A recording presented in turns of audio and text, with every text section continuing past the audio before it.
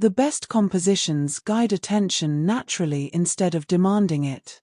Today, how to create directional storytelling frames. Open Canva and create a 1080 by 1080 canvas. Begin with a soft gradient background using muted blue and light gray tones. Insert 3 rectangular frames and arrange them diagonally from the top left toward the bottom right corner.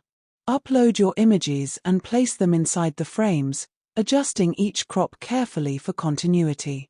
Increase the size of the middle frame slightly so it becomes the focal point.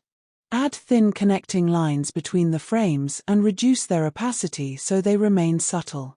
Slightly rotate the final frame by a few degrees